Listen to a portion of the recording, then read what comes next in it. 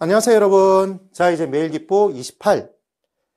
부동산 정책론 부분의 내용이 드디어 들어왔습니다. 그래서 시장 실패 요인 5개가 있었죠, 여러분. 그리고 정책의 개입 수단, 직접적 개입, 간접적 개입, 토지 이용 규제. 그 부분의 문제를 한번 풀어보도록 할게요. 자, 1번. 외부 효과에 관한 설명으로 틀린 것을 골라보랍니다. 26회 시험 문제. 1번.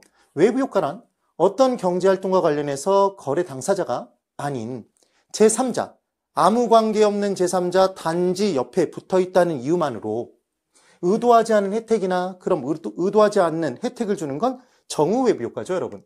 정후 외부 효과. 손해를 끼치는 건 부의 외부 효과. 발생하면서 서로 대가를 주고받지 않을 때, 대가를 주고받지 않을 때, 이에 대한 대가를 받지도 지불하지도 않는 상태. 이게 바로 외부 효과였습니다. 중요한 건 대가를 받지도 지불하지도 않는 상태라는 게 시장기구를 통하지 않았다라는 표현으로 나올 수 있다고 그랬죠? 기억해 두시면 돼요. 1번 O네요. 2번. 정후 외부 효과가 발생하면 좋은 거죠, 여러분. 공원 등을 얘기하는 거예요. 그럼 걔는 제발 들어와다오 플리즈였어요. 플리즈. 핀피지 님비가 아니었습니다. 님비는 나쁜 놈은 낯들고 들어오면 두고 기억나시면 되죠. 얘는 부의 외부 효과와 관련된 내용이었잖아요. 답이 지금 2번이네요. 그럼 정후 외부 효과는 좋은 거니까 제발 들어와다오 플리즈. 그래서 핀피 현상이었습니다. 부의 외부 효과는 낯들고 들어오면 두고 이렇게 되는 거죠. 그래서 얘는 님비 현상. 불은 냄비 위에 올려놓는다. 이렇게 외울 수도 있다는 얘기를 했어요. 외부 불경제라고 나오면. 그 다음 이제 그래서 2번이 틀렸고 3번. 인근 지역에 쇼핑몰이 개발됐대요. 그럼 주택의 경우에 편리성이 높아졌잖아요. 그래서 주변의 아파트 가격이 상승했네요. 이 경우도 정후 외부 효과가 나타나는 것으로 볼 수 있겠죠. 4번. 부의 외부 효과를 발생시켜주는 시설물. 대표 주자가 오염물질 배출하는 공장이죠, 여러분. 유해물질 배출 공장의 경우에 발생된 외부 효과를 제거 또는 감소시키기 위해서는 사회적인 치유 비용이 발생한다? 그렇죠. 그래서 이때 사회적 비용이 사적인 비용보다 더 커져서 나쁜 거다. 이렇게 판단을 했던 겁니다. 그리하여 사회적과 사적인 것 크기순을 비교할 때 우리는 어떻게 크기순을 비교하라는 말씀을 제가 드렸냐면 정책론은 누구 입장에서 공부한다? 정부 입장에서. 그럼 정부는 사회적인 걸 따진다? 사적인 걸 따진다? 사회 전체적인 걸 따집니다. 그래서 사회적 편리함과 이익이 커지는 건 좋은 거고 정후 외부 효과. 사회적 편익이 작아지는 건 나쁘니까 부의 외부 효과. 그럼 사회 전체적인 비용이 커지면 나쁘니까 부의 외부 효과. 사회적 비용이 더 작으면 좋으니까 정후 외부 효과. 이렇게 판단을 해주시라는 얘기를 했어요. 그래서 정후 외부 효과가 발생하면 좋은 건데 뭐가 커져서 사회적 편익이 커져서 좋은 거예요. 그리고 사회 전체적인 치유 비용은 작아지니까 좋은 거네요. 이때 비교의 대상은 뭐다? 사적 편익, 사적 비용과 비교하는 거죠. 부의 외부 효과는 정부가 나쁜 놈이라고 판단하는 이유는 사회 전체적인 치유 비용이 커져서 나쁜 거고 사회적 편익은 작아져서 나쁜 거예요. 주의를 꼭 해두셔야 됩니다. 그 다음 5번. 여러 용도가 혼재되어 있어 인접지역 간 토지용의 상충으로 인해 그러니까 주택이 있는데 그 옆에 공장이 들어섰어요. 그럼 쾌적성이 심각하게 떨어지죠. 그래서 부의 외부 효과가 발생해서 토지용의 효율성이 떨어지는 게 문제더라. 그래서 이 지역은 주거 전용지역, 상업지역 이런 식으로 묶어버리는 거죠. 그리하여 부의 외부 효과를 제거하고자 하는 것, 그게 지역지구제였습니다. 그리하여 인접지역 간 토지용의 상충으로 인하여 토지시장의 효율적인 작동을 저해하는 경우에 부의 외부 효과가 발생할 수 있더라. 5죠. 그래서 1번의 답은 2번. 기억합니다. 다시. 외부 효과 부분의 정후 외부 효과, 부의 외부 효과, 좋은 것, 공원 등은 제발 내 집 앞마당에 들어서다오.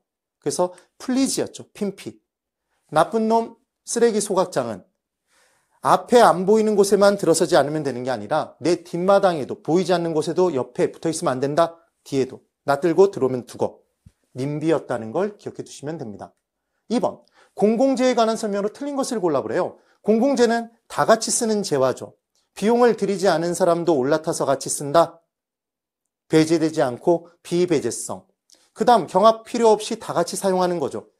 그리하여 무임승차자의 문제가 발생하니까 공공재를 시장에 맡겨놓으면 누군가 나서서 만든다, 만들지 않는다? 만들지 않는다가 포인트였어요. 고로 시장에 맡겨놓으면 공공재는 사회적인 적정량보다 당연히 과소 생산되니까 문제였던 거죠. 그래서 정부가 나서서 만들어준다. 그 내용. 그래서 공공재에 관한 설명을 틀린 것을 골라보십시오. 1번. 공공재의 소비에는 비배제성과 비경합성이 있더라. 등대등 다 같이 사용하는 거고 경합 필요 없이 사용했던 거죠. 그 다음 2번. 공공재의 공급을 사적 시장에 맡기면 사회에서 필요한 양만큼 충분히 생산되는 게 아니라 적게 생산되는 거죠. 왜냐하면 비용을 들이지 않아도 사용할 수 있으니까 다른 사람이 만들 때까지 기다리겠죠, 여러분. 누구도 자신의 비용을 들여서 다 같이 쓰는 재화를 만들지 않을 거예요. 그 얘기입니다. 그 다음 3번. 공공재는, 그래서 2번이 답이고 3번. 공공재는 일반적으로 정부가 세금이나 공공의 기금으로 공급하는 경우가 많다. 등대 등의 설치. 그렇죠. 공원도 마찬가지. 그 다음 4번. 공공재는 공원의 경우에 대표적인 공공재라고 볼 수 있거든요. 그럼 정의 외부효과와 관련이 있겠죠. 외부효과를 유발하는 경우가 많다. 그 다음 5번. 잘 보존된 산림은 공공재적 성격을 띈다. 누구 한 사람만 이용하는 거 아니잖아요. 다 같이 사용하죠. 그래요. 맞네요. 그래서 지금 5번도 맞는 문장이 된 겁니다. 2번은 2번. 그래서 공공재를 시장에 맡겨놓으면 공공재는 무조건 부족하게 되는 겁니다. 그래서 공공재도 그냥 나오면 시장 실패의 요인이었어요. 공공재라고 나온 순간 걔는 공공재의 부족을 의미하는 거니까. 그 얘기입니다. 그 다음 3번. 다음 중 우리나라 정부의 부동산 시장에 대한 직접 개입 수단은 모두 몇 개입니까? 이렇게 문제가 나왔네요. 그러면 이 문제 풀 때 요령은 직접적 개입과 간접적 개입과 토지용 규제를 구분할 수 있어야 되는 거였죠. 그때 직접적 개입은 어디에 직접적 개입을 하는 거예요? 시장에. 시장은 수요자와 공급자가 만나서 거래하는 곳. 가장 중심은 가격이었죠.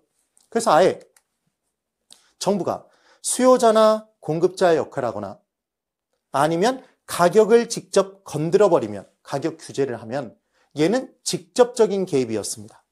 이번에는 시장에서 제 역할을 제대로 담당하지 못하는 수요자, 공급자가 발생해서 시장이 실패하니까 정부가 그 수요자, 공급자에게 정보나 돈을 대줘서 제 역할을 제대로 담당하도록 만들어서 시장 실패 사유를 해결하려고 하는 것. 이게 간접적인 개입이었죠. 그래서 간접적 개입을 판단하는 방법은 돈 대주거나 정보를 대주는 것. 정보는 곧 돈이었습니다. 이게 간접적 개입이었어요. 꼭 비교를 해두셔야 돼요. 그 다음 토지용 규제는 각종 규제, 인허가제 등이 들어갔었죠. 그리하여 지역지구제가 대표적인 토지용 규제 수단이었습니다. 이 내용. 자, 이제 내용들을 하나하나 살펴볼게요. 공공토지 비축은 정부가 미리 토지를 저렴한 가격에 사놓는 거잖아요. 그럼 비축하기 위해선 샀어요? 수요자의 역할. 비축하고 있다가 나중에 공공사업용으로 풀거나 수급조절용으로 풀죠. 그럼 얘는 공급자의 역할을 하네요. 수요자, 공급자 역할을 했으니까 직접적 개입. 직접적 개입. 그 다음 개발부담금은 개발부담금 돈인가요? 그러니까 얘는 개발부담금, 보조금 얘들 다 돈이니까 간접적 개입이죠. 취득세금, 세금은 돈이죠, 여러분. 그래서 얘도 간접적 개입. 공영개발은 공영자 들어가면 정부가 개발하는 겁니다. 택지 공영개발이 대표 주자예요. 먼저 토지를 농지, 임지 등을 사들여서 걔를 사들였으니까 수요자, 개발한 다음에 분양 또는 임대해주면 공급자 역할을 하는 거잖아요. 직접적 개입이네요. 직접적 개입. 그 다음 종합부동산세, 세금, 돈이죠. 돈. 그러니까 얘도 간접적 개입. 공공임대택을 직접 건설 공급해주면 공급자의 역할을 한 거잖아요. 직접적 개입. 토지 수용. 정부가 수용권을 행사해서 토지를 사들이는 거죠. 수요자 역할. 이때 토지를 가지고 있다가 나중에 공급하기도 하죠. 그래서 얘는 직접적 개입. 대부 비율은 LTV죠, 여러분. LTV. 전체 부동산 가치에서 70%만큼을 돈을 빌릴 수 있다. 만약에 6억짜리에 70%면 4억 2천을 빌릴 수 있다.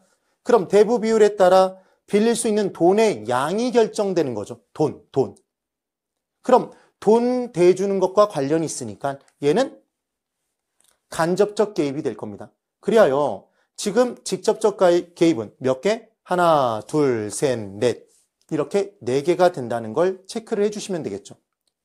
직접적 개입과 간접적 개입 구분하는 문제는 정말 시험에 잘 나와요.